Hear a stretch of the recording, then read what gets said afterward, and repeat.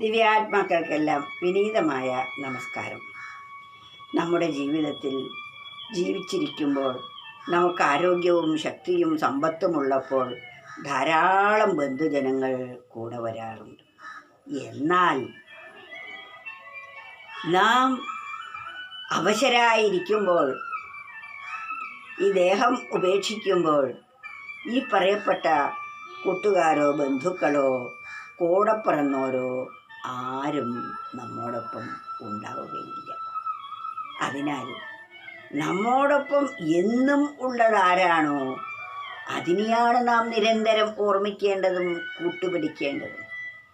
അത് നാം ഈ ലോകത്തിലേക്ക് വരുന്നതിന് മുമ്പും നമ്മോടൊപ്പമുണ്ട്. അമ്മയുടെ ഗർഭത്തിലെത്തിയപ്പോഴും അതാണുള്ളത്. അവിടെ വച്ച് ശരീരം തതുന്നതും ഇവിടെ പുറത്ത് വന്ന് നാം ജീവിക്കുമ്പോഴും നമ്മോടൊപ്പം നിരന്തരം ഉള്ളതാരാണോ ആ ഉറ്റ ബന്ധുവിനെയാണ് നാം ഉറ്റ സുഹൃത്താക്കി മാറേണ്ടത്. അതാണ് കൂടെ പിറന്നോരും ബന്ധുക്കളും വീടും ധനങ്ങളും നാടുമൊന്നും കൂടെ വരില്ലഹോ കൂടു പതിക്കുമ്പോൾ നേടിക്കൊള്ളുക ആനന്ദം ജീവിതത്തിൽ. നമ്മുടെ ജീവിതത്തിൽ നമ്മൾ നേടണം എന്ത്? ആനന്ദസ്വരൂപിയായിരിക്കുന്ന ഈശ്വരനെ അറിയുകയും അതായിത്തീരുകയും ചെയ്യേണ്ടതാണ്. അപ്പോൾ മാത്രമേ നമുക്ക് കൃതാർത്ഥത ഉണ്ടാവുകയുള്ളൂ, ജീവിതം ധന്യമായി തീരുകയുള്ളൂ. അതിനാൽ നാം ഓരോ സെക്കൻഡിലും ചെയ്യേണ്ടതും ചിന്തിക്കേണ്ടതും പറയേണ്ടതും അതിനെ തന്നെയായിരിക്കണം. നമ്മളെ കൂടെ പിറന്നോരും ബന്ധുക്കളും, ധാരാളം ബന്ധുക്കൾ നമ്മോടൊപ്പം ഉണ്ടാവും, കൂടെ പിറന്നവരും ഉണ്ടാകും. പക്ഷേ അവരൊക്കെ നമുക്ക് ആരോഗ്യവും സൗഖ്യവും സമ്പത്തും ഉള്ളപ്പോൾ ഇവരെല്ലാവരും നമ്മുടെ കുശലം അന്വേഷിക്കാനെത്തും.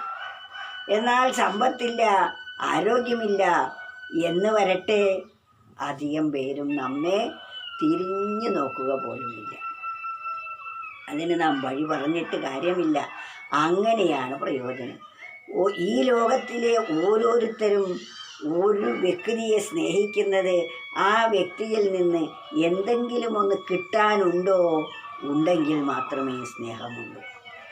ഒന്നും കിട്ടാനില്ലെങ്കിൽ സ്നേഹവുമില്ല. എന്നാൽ നമ്മിൽ നിന്ന് ഒന്നും കിട്ടാതെ എപ്പോഴും നമ്മെ സ്നേഹിച്ചു കൊണ്ടിരിക്കുന്നത് ഈശ്വരനാണെന്ന സത്യം നാം മറക്കരുത്.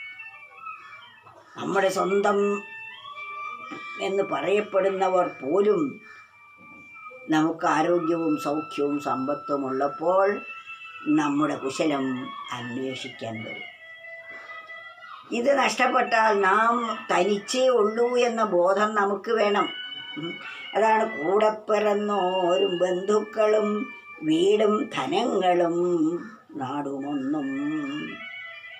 വീടും ധനവും നാട്ടുകാരും കൂടെ വരില്ലഹോ കൂടു വധിക്കുമ്പോൾ. നമ്മുടെ കൂടെ വരില്ല. എപ്പോൾ? ശരീരമാകുന്ന കൂടെ ഉപേക്ഷിക്കുമ്പോൾ, അതായത് മരിക്കുമ്പോൾ. ഈ പറയപ്പെട്ട ഒരാളും നമ്മോടൊപ്പമില്ല. അപ്പോഴും നമ്മോടൊപ്പമുള്ള ഒരാളുണ്ട്. ആ ആളെ നാം ഇന്ന് വരെ തിരിഞ്ഞു നോക്കിയിട്ടില്ല. എങ്കിൽ ആ അറിവ് നമുക്ക് എവിടെ നിന്ന് കിട്ടും? എപ്പോഴും നമ്മോടൊപ്പമുള്ള ഉറ്റ സുഹൃത്തിനെ നാം ബന്ധപ്പെട്ടില്ലെങ്കിൽ അവസാനം നമുക്കത് ബന്ധപ്പെടാൻ സാധിച്ചു എന്ന് വരില്ല. അതിനാൽ നാം ജീവിക്കുന്ന കാലത്ത് തന്നെ നമ്മുടെ യഥാർത്ഥ സുഹൃത്ത് ആരാണെന്ന് നാം തിരിച്ചറിയണം. അതാണ് കൂടെ പിറന്നോരും ബന്ധുക്കളും വീടും ധനങ്ങളും നാടുമൊന്നും കൂടെ വരില്ലഹോ കൂടു പതിക്കുമ്പോൾ നേടിക്കൊള്ളുക ആനന്ദം ജീവിതത്തിൽ. ഈ ജീവിതത്തിൽ ഈശ്വരൻ ആനന്ദസ്വരൂപിയാണ്. അതുകൊണ്ടാണ് ആനന്ദം നേടൂ എന്ന് പറഞ്ഞാൽ ഈശ്വരനെ നേടൂ എന്നാണ്. ഈശ്വരനെ നേടൂ എന്ന് പറഞ്ഞാൽ ആനന്ദം നേടൂ എന്നാണ് അതിൻ്റെ അർത്ഥം. നേടിക്കൊള്ളുക ആനന്ദം ജീവിതത്തിൽ. നമ്മുടെ ഈ ജീവിതത്തിൽ നമ്മൾ നേടേണ്ടത് അതാണ്. അത് നേടിയില്ലെങ്കിൽ നമുക്കെല്ലാം വ്യർത്ഥമായിരിക്കും.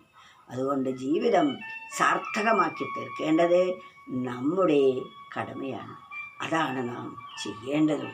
അപ്പോൾ മാത്രമേ നമുക്ക് പരമമായ ശ്രേയസ് ഉണ്ടാവുകയുള്ളൂ.